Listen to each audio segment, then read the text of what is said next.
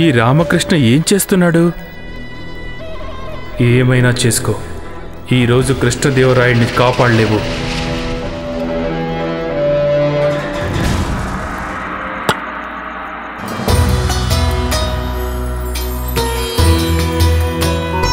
మా మహారాజులు స్వయంగా శ్రీరామచంద్రుని ప్రతిరూపమే. ఈరోజు వీరి చేతుల మీదుగా రావణ దహనం జరుగుతుంది. సీతాపతి శ్రీరామచంద్రునికి జై! సీతాపతి శ్రీరామచంద్రునికి జై!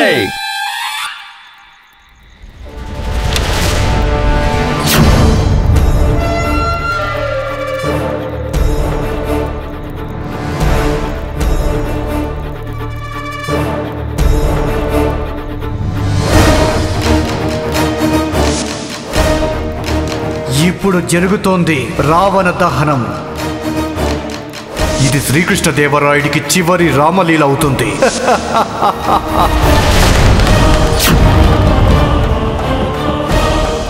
తమరి ప్రాణాలు ప్రమాదంలో ఉన్నాయి. భీషణ బాబు గదిలో మాకిది దొరికింది. ఈ నవరాత్రుల్లో ఒకరు కాదు, ఇద్దరు రావణుల సంహారం జరుగుతుంది.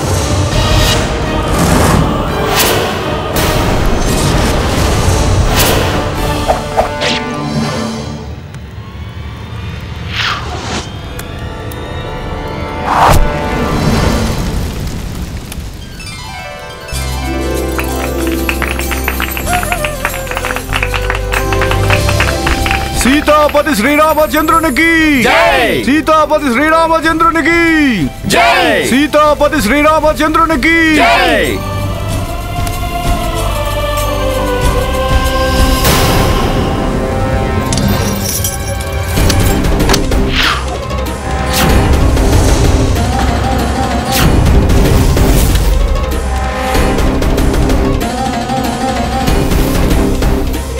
మహారాజా!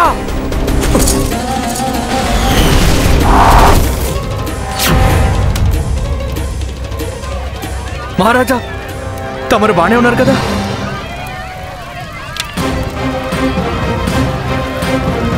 అరే చెంచల, ఈ గందరగోళం అదునుగా తీసుకొని పారిపో, లేకపోతే పట్టుబడిపోతావు. సీతాపతి శ్రీరామచంద్రునికి జై!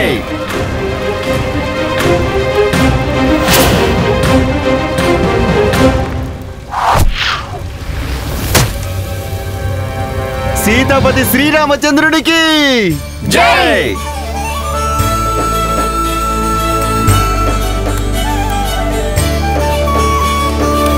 పోనీలేండి, చివరిలో శుభం జరిగితే అంత మంచి జరిగినట్టే. మహారాజా,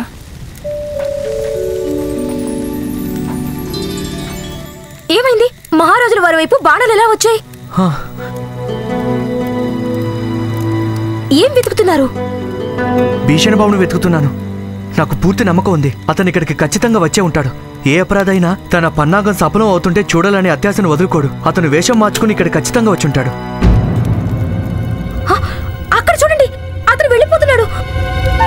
అతన్ని పట్టుకోండి! పట్టుకోండి, పట్టుకోండి!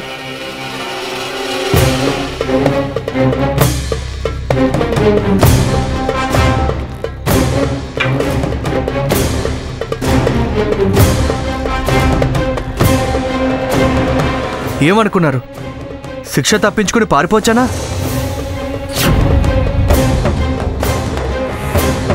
శిక్ష? కానీ మా అపరాధం ఏమిటి? మేమేం చేశాము? అందరూ సవాల్ని స్వీకరించారు. తమరు ప్రశ్నకు సమాధానం చెప్పలేకపోయారు. తమరు తమ మొహానికి మసిపూయించుకు తినాలి. తీసుకోండి. ఏం తీసుకోను? అరే, మసి పాత్ర తీసుకొని వీరి మొహానికి మసిపూయండి.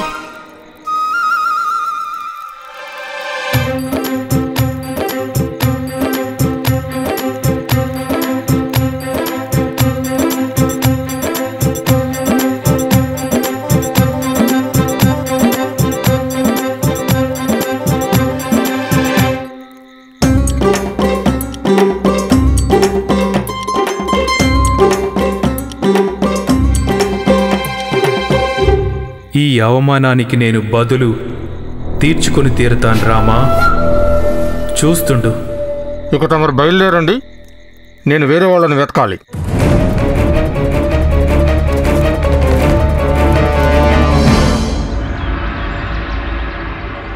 మేము శ్రీరామచంద్రుని పాత్రకి సరిగా న్యాయం చేయగలిగామో లేదో నిజంగా మాకు తెలియదు, కానీ ఒకటి మాత్రం ఖచ్చితంగా చెప్పగలము. పవనపుత్ర హనుమంతుని పాత్రని రామకృష్ణ పండితులు పూర్తి నిష్ఠతో పోషించారు. ఒక అదృశ్య శత్రువు నుంచి మా ప్రాణాల్ని కాపాడారు. రామకృష్ణ పండితులు గారు, తమరు తమ తెలివితేటలు మరియు దూరదృష్టితో శత్రువు దాడిని విఫలం చేశారు. అందుకు మిమ్మల్ని అభినందించాల్సిందే.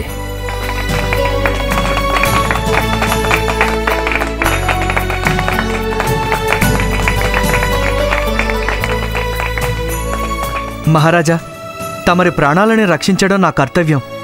నేను కేవలం నా కర్తవ్యాన్ని నిర్వర్తించానంతే. ఇది తమరి వినమ్రత రామకృష్ణ పండితులు. కానీ ఇప్పుడు మా కోరికల్లా ఒకటే. తమరు సభలోని వారందరికీ చెప్పాలి ఇక్కడ ఏం జరిగిందో, ఎలా జరిగిందో, అలాగే ఎవరు చేశారో. అలాగే మహారాజా. ఆధారణీయ అచ్యుతదేవ గారితో పాటు వచ్చిన ఈ భీషణ బాబు గారు ఈ దుర్మార్గాన్ని చేశారు.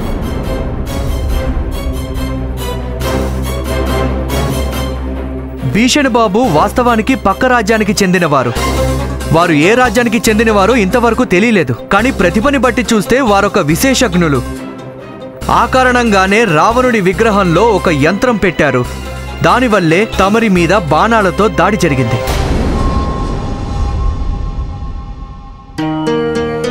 అన్నగారు, తప్పంతా మాదే. మేమే భీషణబాబుకి రావణుని నిర్మించమని ఆదేశించాం.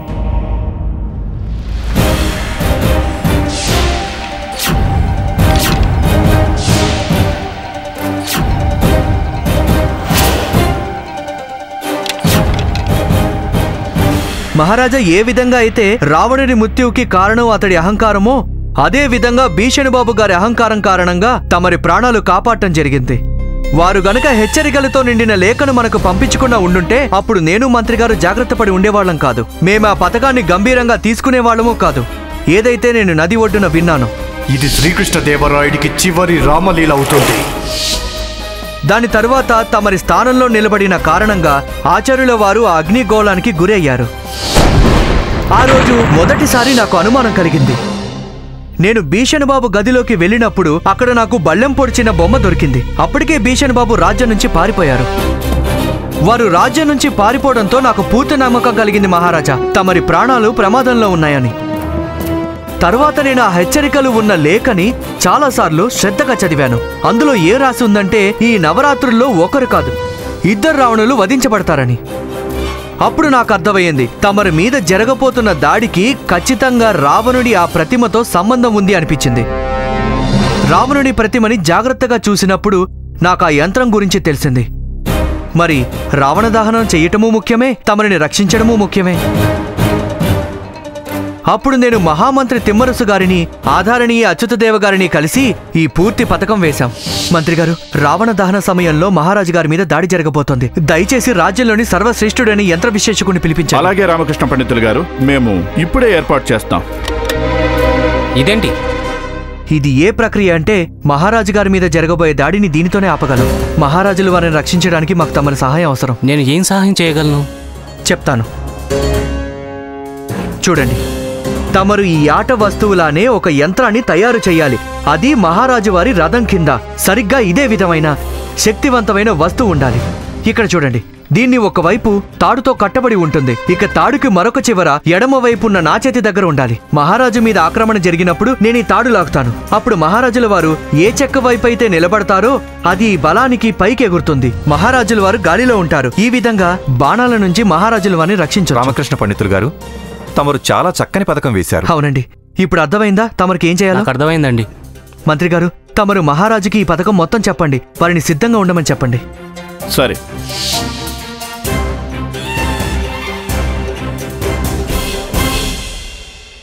అలాగే మేము మహారాజుల వారిని కూడా ప్రశంసించాలనుకుంటున్నాం. మేము ఈ పథకంలో మహారాజా వారి దగ్గరికి వెళ్ళినప్పుడు మహారాజుల వారు ఎంతో ధైర్యంగా ఈ పథకాన్ని స్వీకరించారు.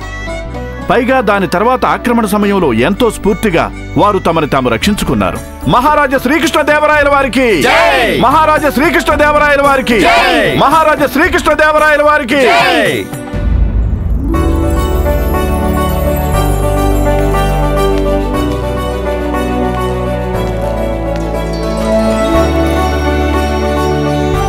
మా ప్రాణాల్ని రక్షించిన ఘనత మొత్తం రామకృష్ణ పండితులు గారికి చెందుతుంది.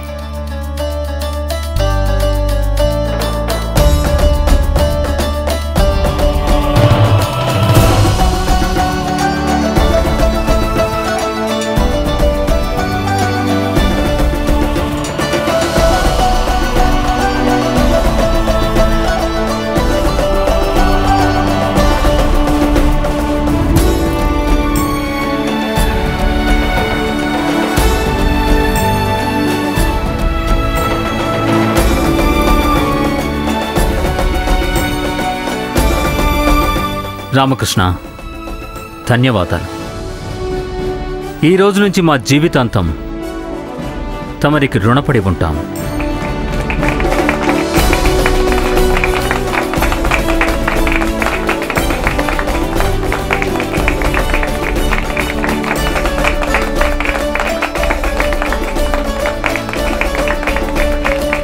మహారాజా శ్రీకృష్ణదేవరాయల వారికి, మహారాజా శ్రీకృష్ణదేవరాయల వారికి, మహారాజా శ్రీకృష్ణదేవరాయల వారికి, మహారాజా శ్రీకృష్ణదేవరాయల వారికి, మహారాజా శ్రీకృష్ణదేవరాయల వారికి, మహారాజా శ్రీకృష్ణదేవరాయల వారికి, మహారాజా శ్రీకృష్ణదేవరాయల వారికి.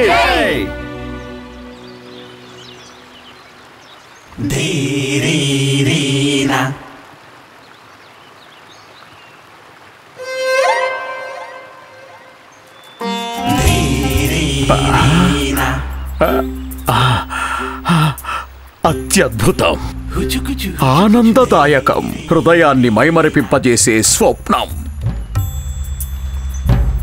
రాజనర్తకి సౌదామినీదేవి గారితో జలవిహారం చెయ్యటమే ఆనందానికి పరాకాష్ఠ.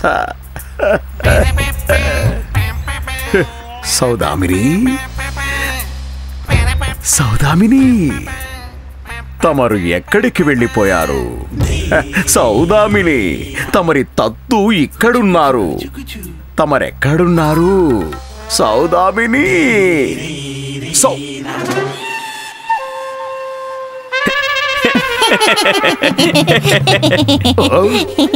ధనిమణి, నా స్వప్నంలోని జలవిహారంలో ధనిమణి కనిపిస్తున్నారేమిటి? సర్వనాశనం, నా స్వప్నం కూడా ఎంత నిస్సారంగా తయారైపోయింది. గురువుగారు, ఓ గురువుగారు, ఎలా అనిపిస్తుంది? ఆనందంగానే ఉంది కదా గురుగారు, ఉంది కదా. పొండి పొండి, నా స్వప్నం నుంచి వెళ్ళిపోండి. స్వప్నమా? రేమణి, చూస్తుంటే మన ముసలాడు తను ఇంకా స్వప్నంలోనే ఉన్నారనుకుంటున్నాడు. గురుగారు, ఇది స్వప్నం కాదు, ఇది వాస్తవం. చూడండి. వాస్తవమా?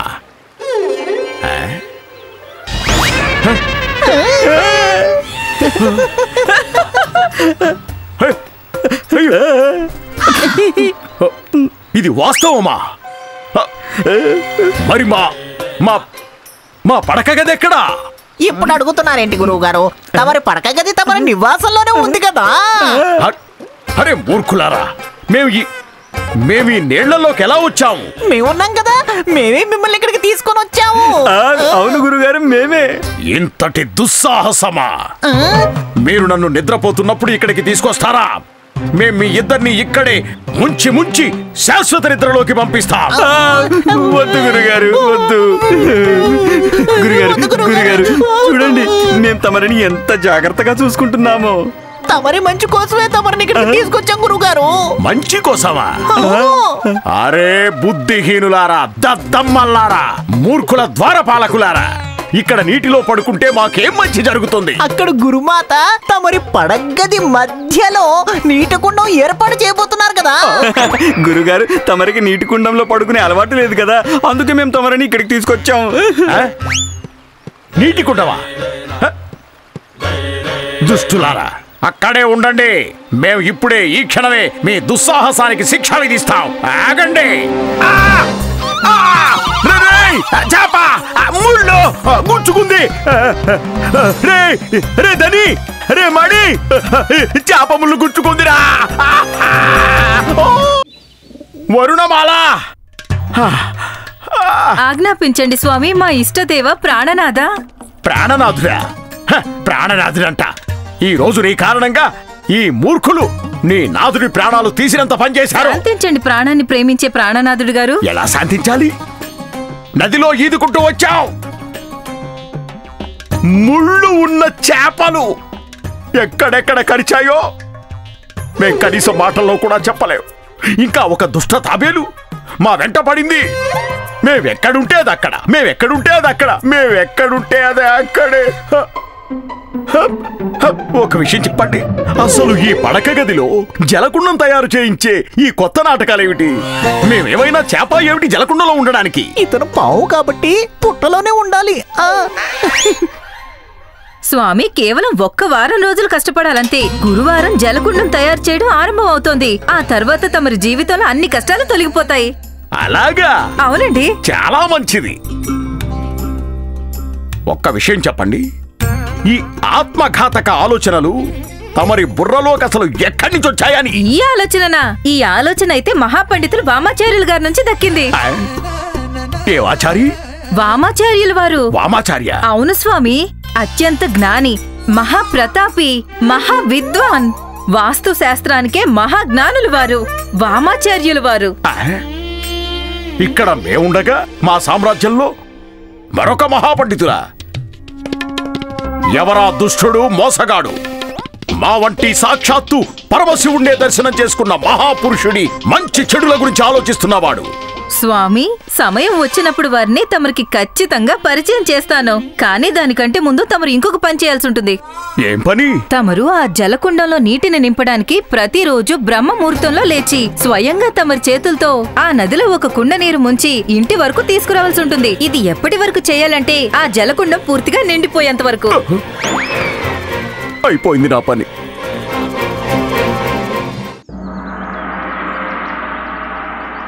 ఓం సూర్యాయ నమః. ఓం సూర్యాయ నమః. ఓం సూర్యాయ నమః. ఓం సూర్యాయ నమః. ఓ శారదాదేవి గారు, ఏం చేస్తున్నారు? తీసుకోండి. చాలా పెద్ద రాయిలా అనిపిస్తోంది. నా నడుము విరిగిపోతుంది. మీ ప్రశ్నల తట్టని చేతబట్టి ఇక్కడి నుంచి వెళ్ళిపోండి. మా సూర్య నమస్కారానికి విఘ్నం కలిగించకండి. సూర్య నమస్కారమా? చూస్తుంటే ఈరోజు సూర్యభగవానుడు పశ్చిమ దిక్కును ఉదయించినట్టున్నాడు. ఏంటి సూర్యదేవా, తమరు ఉదయించే దిక్కునే మార్చేశారు, పైగా నాకు చెప్పనే లేదు. నేనేమడుగుతున్నానంటే విపరీత దిశలో ఎందుకు నీటిని అర్పిస్తున్నారు? అయ్యో, తీసుకోండి. తీసుకున్నాను. ఇప్పుడు చెప్పు. ఇప్పుడు తమరు నీళ్లు తాగాలి అనుకుంటే మీరేం చేస్తారు? నేను చాలా వినమ్రతతో నా దోసిలు పడతాను. నీ ముందు ఇలా వంగి నిలబడతాను. ఇలా సూర్యుడికి అర్ఘ్యం సమర్పించడం అంటే నీళ్లు తాగించడం. దానికోసం వారు నీళ్లు పోసే వాళ్ళకంటే కింద ఉండి తినాలి. సరిగ్గా ఇప్పుడు మీరున్నట్లనమాట. సూర్యదేవుడు ఏ దిక్కు నొంగుతారు? పశ్చిమ దిశలో. సూర్యుడు వంగడం అంటే సూర్యుడు అస్తమించడం. అందుకే అర్ఘ్యం ఎప్పుడూ పశ్చిమ దిశలోనే సమర్పించాలి. ఏమిటి? బాగుంది బాగుంది బాగుంది. సూర్యదేవుడి దిశని తమ వంటి మహాజ్ఞానులే మార్చగలరు. బాగుంది బాగుంది. తీసుకోండి. ఇప్పుడేం తీసుకోను? మీ వ్యంగ్య మాటలు తీసుకువెళ్లిపోయి పరిహాసాల నదిలో పడేయండి. మహాజ్ఞాని అయిన వామాచార్యులు వారు చెప్పారు ఇలా చేయమని. వామాచార్య? వారెవరు? వారెవరైనా సరే ఈ అడ్డుదిడ్డమైన జ్ఞానాన్ని ఎందుకు పంచుతున్నారు? ఏమన్నారు? ఏం లేదు. నేనేమంటున్నానంటే సభకి వెళ్ళడానికి ఆలస్యం అవుతుంది. దయచేసి భోజనం వడ్డించవా? పళ్ళు తినండి. ఈ రోజు నేను వంట ఏమీ చేయలేదు. ఎందుకంటే నేను వంటగది పగలగొట్టించారు కాబట్టి. వంటగదిని ఎందుకు పగలగొట్టావు? అయ్యో, ఎందుకంటే అనర్థం చేశావు. ఎందుకంటే వామాచార్య గారు చెప్పారు మన వంటగది వ్యవకుండలో ఉందట. వ్యవకుండం అంటే వరుణదేవునికి చంద్రుడికి సంబంధించింది. పైగా చంద్రుడు మనసుతో ముడిపడి ఉంటాడు. పైగా మనసు ఎంత చంచలంగా ఉంటుంది. అరే, మనసు చంచలంగా ఉంటుందని వంటగదిని ఎందుకలా? ఎందుకంటే వ్యవకుండలో ఉన్న వంటగదిలో చేసిన భోజన కారణంగా ఇంట్లోని పురుషులు దారి తప్పుతారు. అది ఇప్పుడు నాకు కనిపిస్తూనే ఉంది. ఏంటి దాని అర్థం? ఎందుకంటే ప్రతిరోజు ఉదయం వీధిలోకి షికారుకు వెళ్తారు. ఎప్పుడైతే ఊర్లోని ఆడవాళ్ళందరూ కుండ చేత పట్టి వయ్యారంగా నీళ్లు తేవడానికి వెళ్తారు అప్పుడు. శివ శివ శివ శివ, నా మీద నువ్వు చాలా ఘోరమైన నిందలు వేస్తున్నావు. దీనికి విరుద్ధంగా నేను ఘోర నిరసన చేస్తాను, చెప్తున్నాను. ఎప్పుడు చూసినా రెక్కలు కట్టుకొని గరలో ఎగురుతూ ఉంటావు. ఎప్పుడు ఏదో ఒక విఘ్నం కలిగిస్తూనే ఉంటావు. శారదని తన పని తను చేసుకోనివ్వు. పైగా రేపు ఉదయం నుంచి నీ షికారు లాపేయాలి. ఇది అమ్మ అనలేదు కదా? లేదు, నేనే అంటున్నాను. ఎందుకు ఎవరి వామాచారి గారు హఠాత్తుగా ఎక్కడి నుంచి ఊడిపడ్డారు? పైగా అమ్మ ఇంకా శారద వారికి శిష్యులు ఎలా అయిపోయారు? వారు ఒక్క రోజులోనే నా జీవితాన్ని అస్తవ్యస్తం చేశారు.